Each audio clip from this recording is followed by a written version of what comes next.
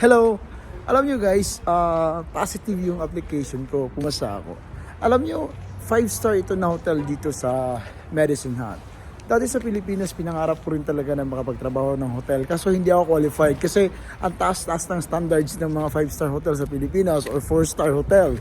Kaya hindi talaga ako tanggap. Pero dito guys, tanggap ako dito kasi as long as qualified ka, as long as kaya mo yung trabaho, magagawa mo. And then, alam nyo ba na gusto rin niya magkaroon ng Filipino na worker?